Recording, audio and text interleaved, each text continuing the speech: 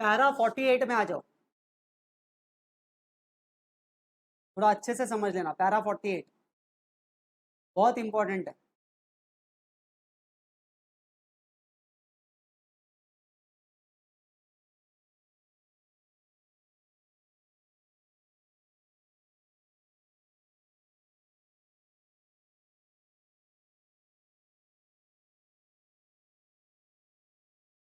CAPM या जो घेरिंग है, सीएपीएम या घेरिंग है, उसका मतलब होता है कि डेट को यूज करना। समझे? घेरिंग का मतलब क्या होता है? डेट को यूज करना। ठीक है, तो अब बात को समझो। बहुत सारी जो कंपनीज होती है ना,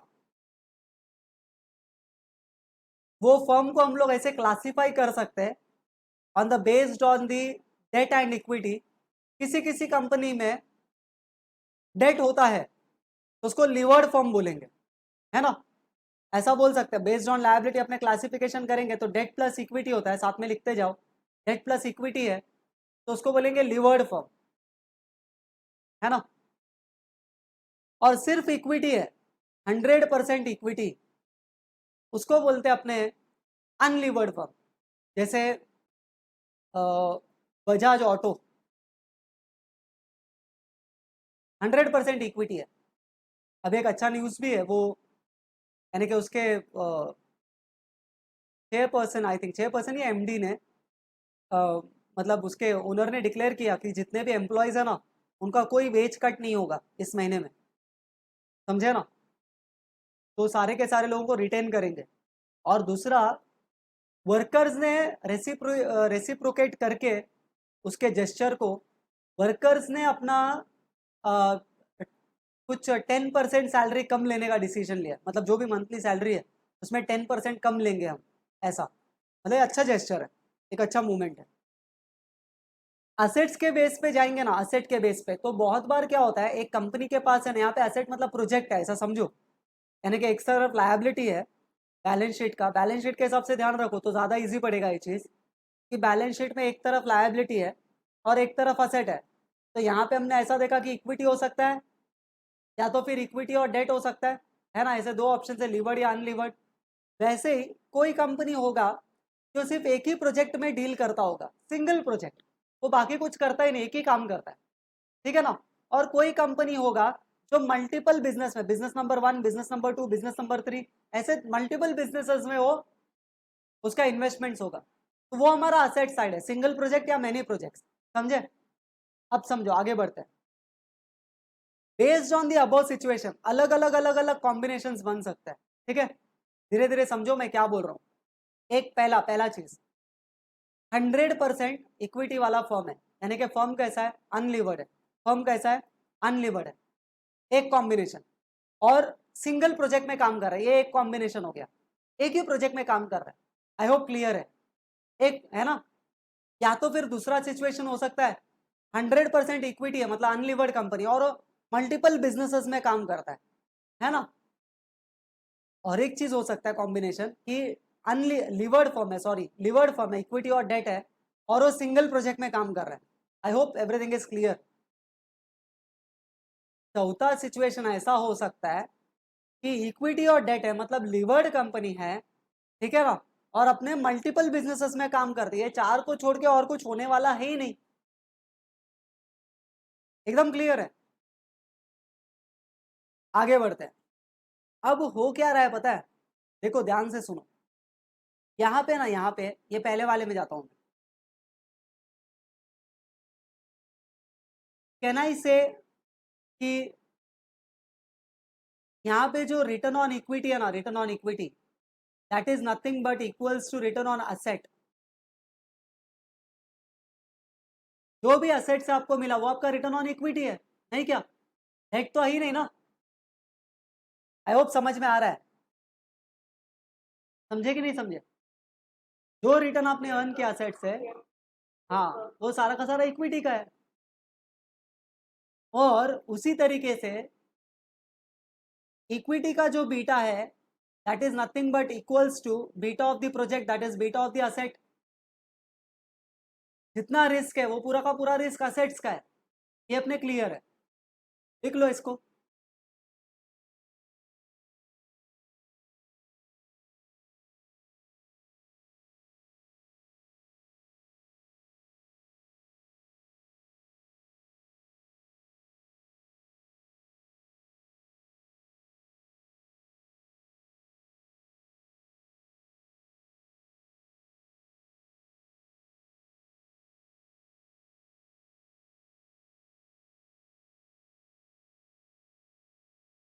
इसी में नीचे वाले इसमें जाते हैं।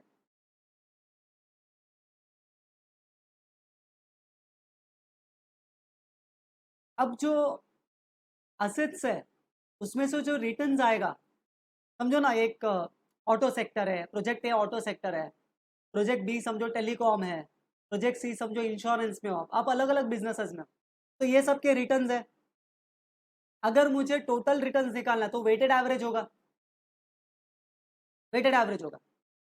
अगर बीटा निकालना है, बीटा निकालना है, तो वो भी वेटेड एवरेज होगा, नहीं क्या? रिटर्न भी वेटेड एवरेज होगा और बीटा भी जो है वो वेटेड एवरेज होगा, है ना? पोर्टफोलियो का बीटा वेटेड एवरेज होता है, लिख लो।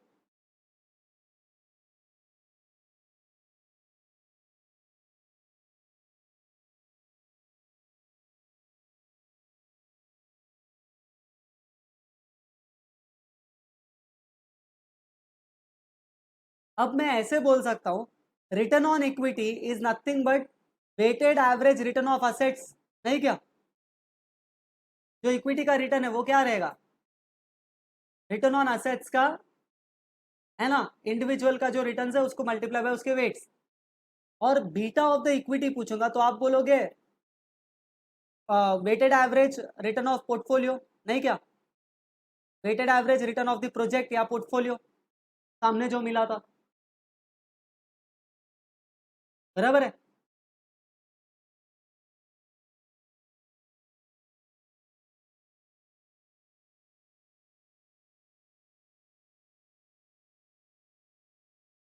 अब यहां समझो, तीसरा जो केस है उसको समझते हैं। तीसरे केस में क्या हो रहा है पता है? डेट और इक्विटी है। अब इसका एक बीटा है, इक्विटी का बीटा ऑफ द डेट है, समझे? तो ऑब्वियसली इसका वेटेड एवरेज निकलेगा,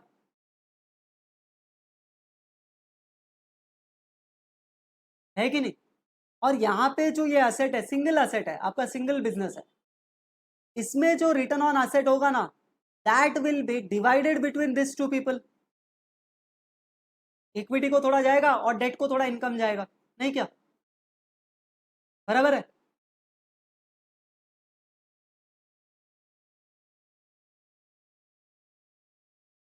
तो अभी इसको फॉर्मूला के मदद से जाएंगे ना, तो बहुत पेचीदा हो जाएगा, बहुत कॉम्प्लेक्स हो जाएगा।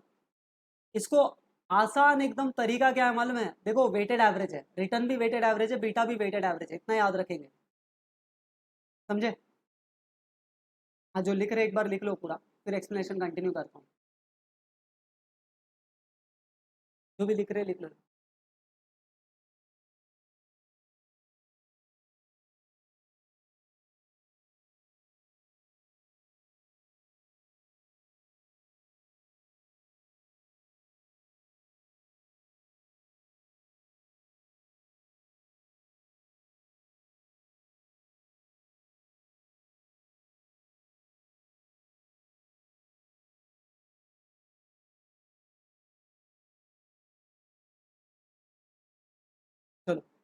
सुनो ध्यान से सुनो मैं क्या बोल रहा हूँ। अगर सबको इजी करना है ना, इजी करना है, एक मंत्र याद रखो। देखो लायबिलिटी और असेट जो है वो सेम होता है, नहीं? लायबिलिटी और असेट क्या है? सेम होता है। तो इसका मतलब ओवरऑल बीटा, बराबर ना, is equals to overall beta of the liability side, beta of the asset, है ना? ओवरऑल बीटा सेम रहेगा। अब मुझे एक बात बताओ, beta of the asset side कैसे निकालेंगे? वेटेड एवरेज, नहीं क्या? ये क्या है? वेटेड एवरेज है, बराबर है? वेटेड एवरेज है beta of the asset side. अगर मल्टीपल असेट्स है तो उसका वेटेड एवरेज निकालेंगे।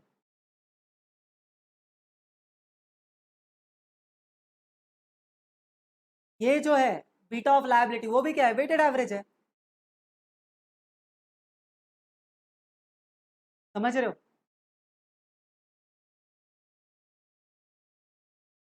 इससे हमने मास्टर फॉर्मूला बनाया, overall beta is equals to beta of liability is equals to beta of asset, समझे? Is equals to weighted average beta of asset, weighted average beta of liability, खत्म। ये master formula है। सारे betas जो है वो equal होने चाहिए, और कुछ क्रक्स नहीं है। देखो मैं इसको टेबल में जाके दिखाता हूँ कैसे मैं क्या बोल रहा हूँ। मुझे एक बात बताओ, ये देखो ये बीटा लायबिलिटी का और बीटा असेट का दोनों सेम है, नहीं क्या?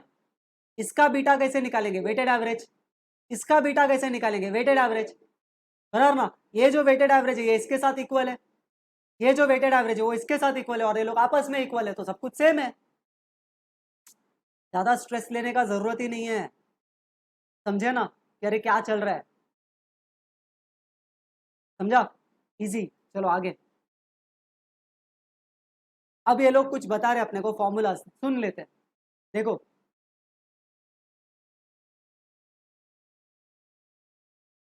मुझे एक बात बताओ, ओवरऑल बीटा अगर चेंज होता है, बात को समझो, ओवरऑल बीटा अगर चेंज होता है, बराबर है, तो ओवरऑल रिस्क चेंज होगा कि नहीं होगा? बीटा अगर चेंज हो गया तो रिस्क चेंज होगा कि नहीं होगा? होगा, होगा ही, बराबर ना? ऑब्वियसली, ऑब्वियसली क्या क्या चेंज हुआ होगा अगर ओवरऑल बीटा में? या तो फिर देखो बीटा ऑफ इक्विटी राइज हुआ रहेगा, है ना? रिस्क कब बढ़ा रहेगा? जब वेट ऑफ द डेट ज्यादा हो गया होगा, है ना? समझ में आ रहा है मैं क्या बोल रहा हूँ? अदर वे अराउंड बोलने का मतलब वेट ऑफ इक्विटी कम हो गया, वेट ऑफ इक्विटी कम हो गया, इक्विटी का प्रोपोर्शन कम हो गया, डेट बढ़ गया, तो बीटा ऑफ द इक्विटी बढ़ गया होगा। नहीं क्या? ऐसा लिंक कर सकते हैं कि नहीं? थोड़ा कॉमन सेंस के हिसाब से जाएंगे तो समझेगा। ओवरऑल रिस्क बढ़ा, ओवरऑल रिस्क बढ़ा, बराबर ना? मतलब बीटा बढ़ गया, ओवरऑल बीटा बढ़ गया। ओवरऑल बीटा क्यों बढ़ा रहेगा? क्योंकि इक्विटी का बीटा बढ़ा रहेगा। इक्विटी क्यों बढ़ा रहेगा? क्योंकि डेट बढ़ गया रहेगा, वेट बढ़ गया रहेगा, है ना? वेट ऑफ इक्विटी कम हुआ रहेगा, है कि नहीं? जब वेट ऑफ इक्विटी कम होगा, रिस्क बढ़ जाएगा, तो ऑब्वियसली इक्विटी शेयर होल्डर्स का रिस्क बढ़ गया, मतलब बीटा इक्विटी का बढ़ गया। समझे ना? आगे बढ़ते हैं, सुनो। If beta of the equity is known then the cost of equity can be computed, ये हमको मालूम है कि ये अपने इजीली कैलकुलेट हो सकता है। पहला point, if the beta of the equity is known के कैन बी कैलकुलेटेड, ये फॉर्मूला सिंपल है ना? अगर बीटा ऑफ द डेट मालूम है तो सेम फॉर्मूला में कॉस्ट ऑफ डेट निकाल सकते हैं, कुछ फॉर्मूला अलग नहीं है। बीटा ऑफ डेट आ गया, के की जगह पे केडी आ गया। अगर ओवरऑल बीटा इज नोन तो केओ निकाल सकते हैं, ओवरऑल कॉस्ट ऑफ कैपिटल। अगर बीटा ऑफ असेट मालूम है तो रिटर्न ऑन असेट निकाल सकते हैं। समझे ना? सेम चल रहा है, फॉर्मूला सेम चल रहा है, ठीक है? चलो अब इसको एक काम करते हैं, अप्लाई करने की कोशिश करते हैं।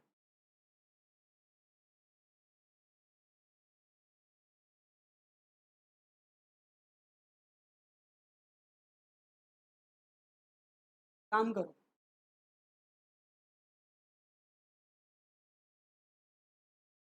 क्वेश्चन नंबर है ना 54 पे आ जाओ। Question number 54। देखो पढ़ता हूं मैं।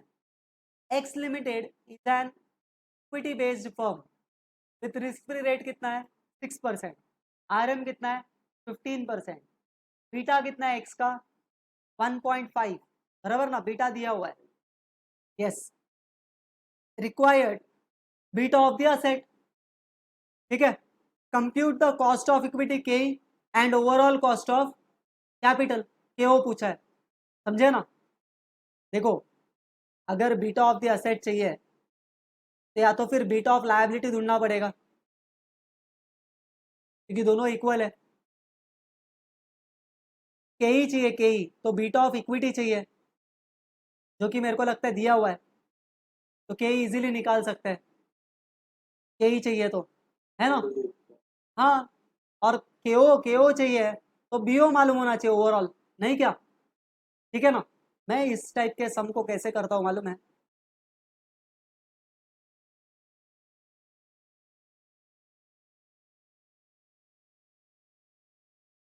मैं इस टाइप के सम को कैसे करता हूँ बताता हूँ। मैं क्या सोचता हूँ मालूम है, ये देखो ये आपका लायबिलिटी साइड है, ऐसा ऐसा बैलेंस शीट बना के करता हूँ, बराबर ना।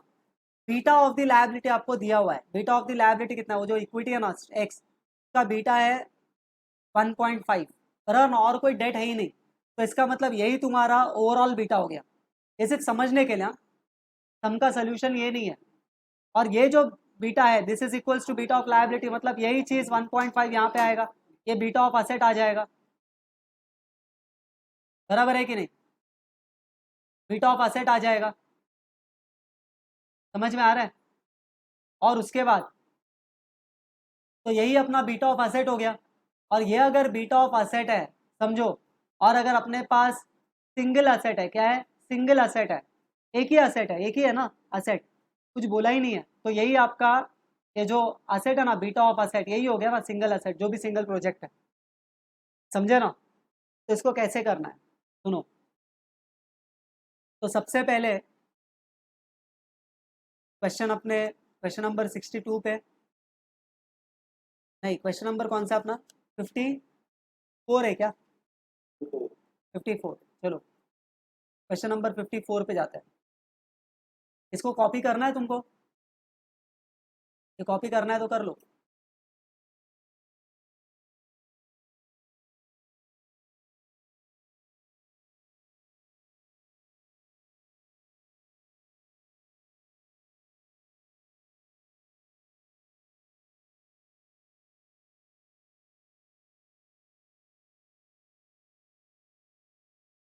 तो overall beta is equals to 1.5, बराबर ना, is equals to beta of the asset, simple यही लिखना है और कुछ लिखना नहीं है।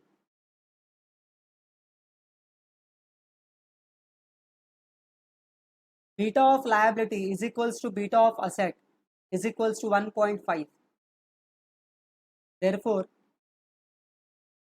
it is an unlevered firm।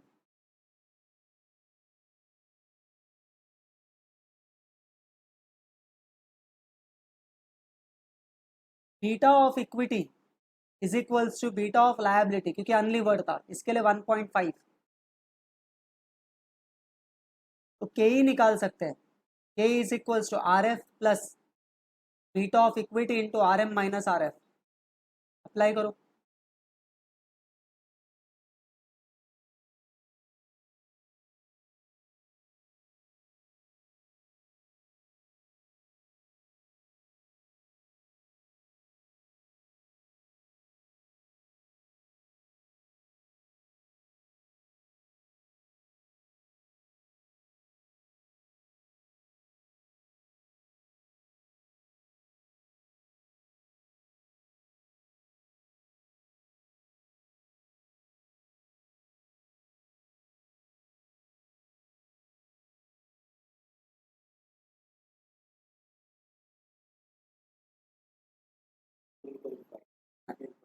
Thank 19.5%, ठीक है।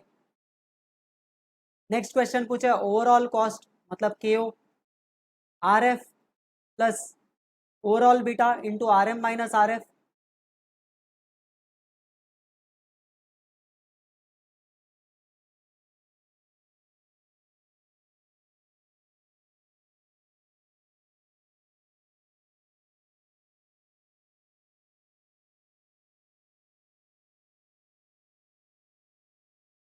करने की कोई ज़रूरत ही नहीं है, 19.5 ही है कि नहीं? देखो फिर से, उसका जो रिटर्न था, इधर जो असेट से जो रिटर्न आया, इधर असेट से जो रिटर्न आया वही तो इक्विटी का रिटर्न है, आरओई है, नहीं क्या? वही ओवरऑल रिटर्न है, समझे? तो सेम चीज चल रहा है। आगे बढ़ते हैं, क्वेश्चन नंबर है ना, ऐसा क्वेश्चन 1980 में आता था, अभी पूछना छोड़ दिया ये लोग ने, अभी नहीं आएगा ये, ठीक है? अभी टीचर्स कम हुआ करते थे, समझ में नहीं आता था, तो ऐसे सब क्वेश्चंस पूछ लेते थे लोग। सुनो, B limited is an equity based firm with projects undertaken namely X Y Z, multiple projects आ गए, अरे वाह, मल्टीपल प्रोजेक्ट्स आ गए, उसके बीटा दिया हुआ है, विथ आरएफ दिया है, आरएम दिया है, प्रोजेक्ट्स का बीटा दिया हुआ है, और इन्वेस्टमेंट भी दिया हुआ है, ठीक है? मतलब वेट्स के लिए काम में आएगा, अपने को मालूम है। Expected return from each project, beta of the company, cost of equity, expected return of the company. बोलो कैसे चालू करेंगे?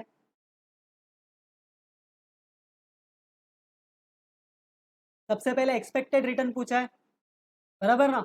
अब ऑब्वियसली एक्सपेक्टेड रिटर्न इंडिविजुअल का पूछा है, ईच प्रोजेक्ट का, बराबर ना?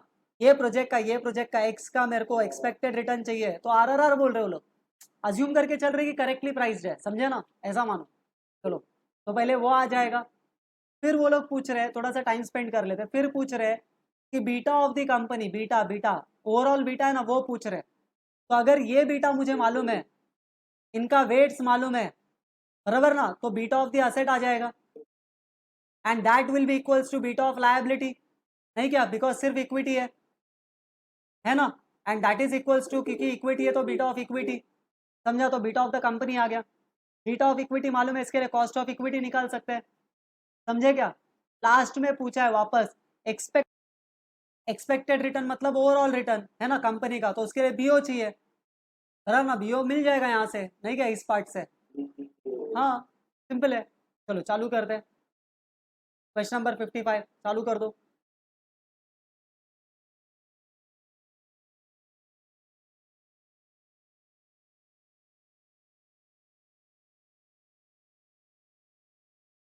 सबसे पहले देखो, अभी भी मैं क्या करूंगा, मैं ऐसे ही करूंगा, ये जो है बैलेंस शीट बना लूंगा, बैलेंस शीट बना लूंगा, और यहाँ लिखते जाऊंगा, एक्स का जो बीटा है वो 1.5 है, इसका जो बीटा है ये 1 है, इसका जो बीटा, ऐसा लिख लेते ना तो थोड़ा सा इजी पड़ जाता, 0.75 है, तो मतलब इसके वेट्स निकालने पड़ेंगे, और इसको मल्टीप्लाई करेंगे तो बीटा ऑफ द असेट आ जाएगा। इधर सिर्फ इक्विटी है, तो इसका मतलब बीटा ऑफ द इक्विटी है, तो इधर जो है ये बीटा ऑफ लायबिलिटी हो जाएगा, और ये जो बीटा ऑफ लायबिलिटी है ये आपका बीटा ऑफ इक्विटी हो जाएगा। ऐसा मतलब बना लेंगे तो थोड़ा अच्छा रहेगा। वो सब बात की बात है, लेकिन सबसे पहला क्वेश्चन सॉल्व कर लेते हैं। पहले पार्ट में हमको पूछा है expected return of the each project, तो कॉपी करना है, कॉपी कर लो।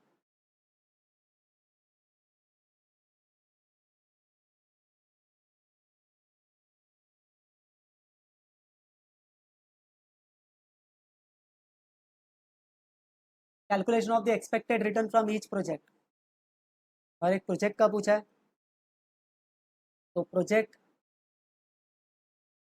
Calculation R F plus beta into R M minus are F, और फिर return R M minus are F, और फिर रिटर्न।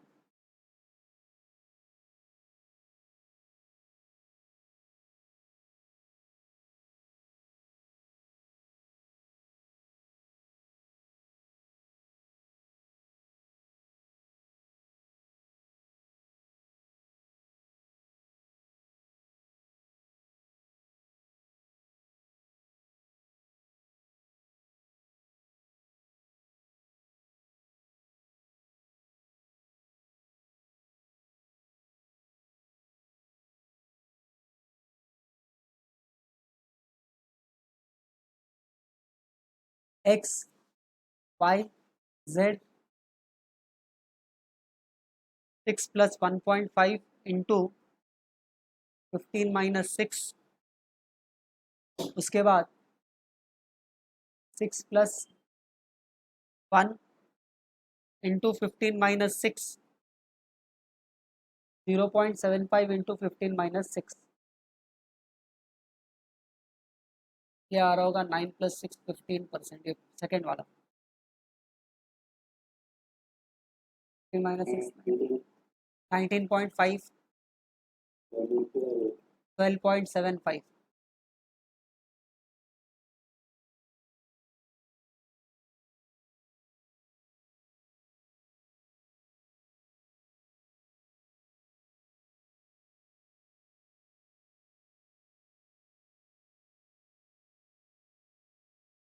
आगे बढ़ते हैं।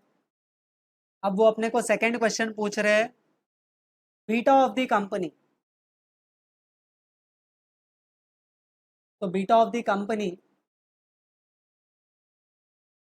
मतलब ओवरऑल बीटा पूछ रहे हैं। Overall beta is equals to beta of liability is equals to beta of asset and that is equals to weighted average. ये वेटेड एवरेज है। Yes exactly. तो बीटा ऑफ असेट निकाल लेते हैं तो बाकी सब आ जाएगा। वेटेड एवरेज मैं 100/1/6 ले रहा हूँ। 100 बाई टोटल 600 हो रहा है, तो 1/6 इंटू 1.5, इन्वेस्टमेंट का टोटल 600 आ रहा है, तो 1/6 plus 2/6 into 1 plus 3/6 into 0.75 weighted average.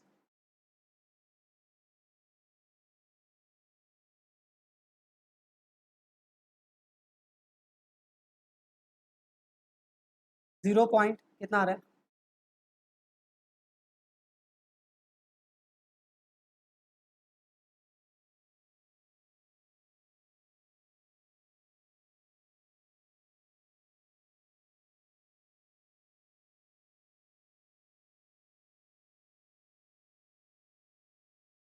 Five 9583।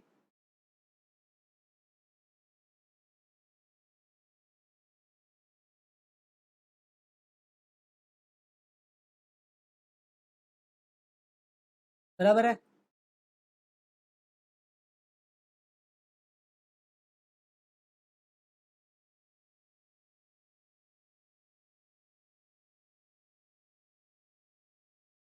ये कुछ अलग आ रहा है?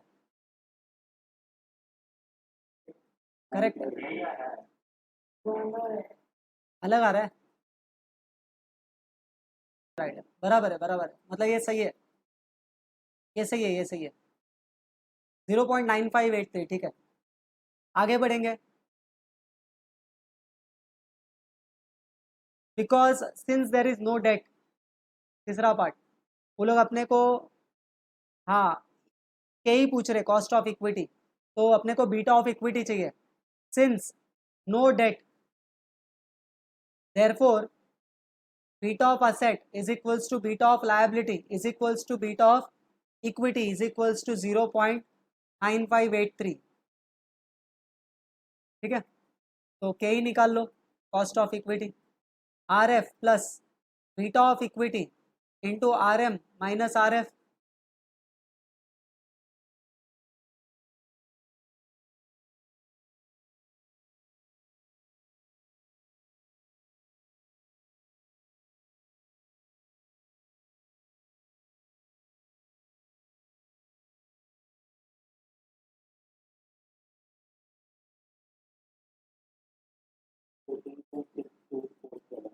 ओके 14.6 के करीब आ रहा है, 14.6% approx.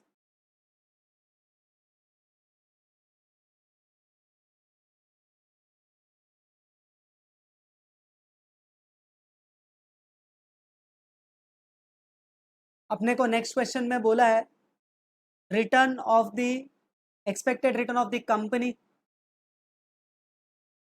Expected return of the company बोला है। That is nothing but return of company is nothing but equals to return on asset return on asset,